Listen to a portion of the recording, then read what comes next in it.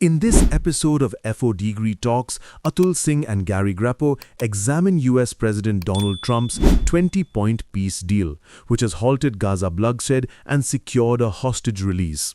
The plan, though the strongest diplomacy in a decade, faces enormous obstacles, including Hamas's refusal to disarm and Israel's reluctance to accept Palestinian statehood.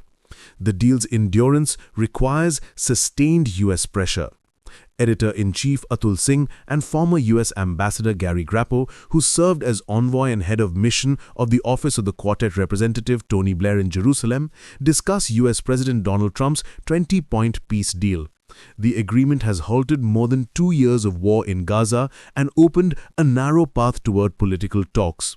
Gary argues that this is probably the best chance Israelis and Palestinians have had in at least a decade, but only if Trump sustains pressure, regional actors cooperate, and both sides accept deep, uncomfortable compromises.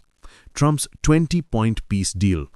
Atul begins by asking Gary what the deal actually does. Gary explains that the 20-point plan was designed with two specific goals: to stop the fighting in Gaza and secure the release of Israeli hostages. In those terms, it has largely worked. Yet the plan is intentionally narrow. It is not a grand Middle East peace framework. It focuses almost entirely on Gaza.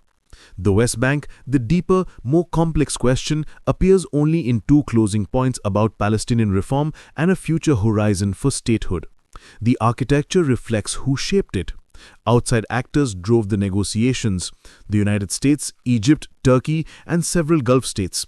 Palestinians, apart from their pressured Sunni nationalist militant group Hamas, had virtually no role in writing the text. That absence of local ownership is one of its core weaknesses. What next for Gaza? The agreement lays out three pillars for Gaza's immediate future: a hostage prisoner exchange, a transitional authority that excludes Hamas, and the disarmament of Hamas's military infrastructure. That last condition is the most challenging. On the question of Hamas disarmament, Gary admits he is doubtful. Security is meant to be handled by an international stabilization force, a multinational presence inside Gaza. But no country wants to place its troops between Israel's military, the Israeli Defense Forces, and Hamas.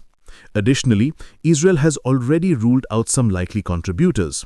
Without a credible force on the ground, enforcing disarmament will be very difficult.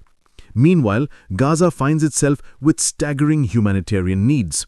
Gary says that roughly 80% of housing has been damaged or destroyed. Basic services have been largely decimated, and about 2 million people lack adequate shelter. Aid is now flowing more steadily and famine indicators have improved. However, reconstruction will require an estimated $50 to $60 billion and credible assurances that Gaza will not return to war in a few years. How the deal happened? Atul then asks Gary why the deal happened now. Gary points to Israel's strike on Hamas leaders in Doha, Qatar. Hitting a state that hosts the largest US base in the Middle East infuriated Trump and united the Gulf in protest. For the first time since the war began in October 2023, Trump chose wider regional interests over unconditional support for Israel. Then Trump applied direct pressure on Israel's Prime Minister Benjamin Netanyahu, warning that Israel's international standing had collapsed and that sanctions were being discussed in some capitals. Netanyahu, already weakened at home, had little space to resist. At the same time, Qatar, Egypt, and Turkey leaned heavily on Hamas, leaving the movement with no realistic way to decline. Ironically, Gary notes, the Trump deal looks rather similar to a framework former US President Biden had advanced a year earlier. What changed was leverage and timing, not the basic outline. What's next for Israel? Israel's calculus is fraught. Netanyahu governs with far-right partners who reject any move towards Palestinian self-determination. Accepting the plan meant swallowing language that hints at a path to Palestinian statehood, which the Israeli right considers anathema. Israel has withdrawn from roughly half of Gaza but does not want to leave entirely. Many Israelis view the current pause as just round one of a larger confrontation. If Hamas fails to deliver on any key obligation, Israel will have a ready argument for returning militarily. And parts of its leadership expect exactly that. Politically, Netanyahu also pays a domestic price for appearing to bow to US pressure, deepening questions about how long he can last in office. International community's role. Gary argues that the plan would benefit from formal endorsement by the UN Security Council, which would provide legal grounding and global legitimacy. So far, neither Washington nor Israel's Jerusalem seem interested. They appear to prefer flexibility over binding commitments. Without broad international buy-in, the reconstruction of Gaza will be slow and vulnerable to renewed violence.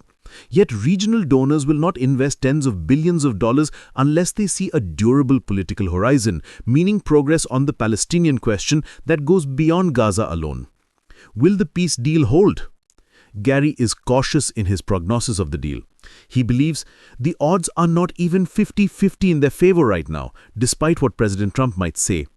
He states, after all, the peace plan faces tremendous obstacles: Hamas's resistance to disarmament, Israel's reluctance to withdraw fully, and the huge task of building a functioning governing authority and security force in a shattered territory. Crucially, he stresses that the deal relies on Trump's personal, sustained engagement. If the White House's attention drifts even briefly, the plan could unravel quickly. Gary concludes with a structural truth: Gaza and the West Bank cannot be solved separately.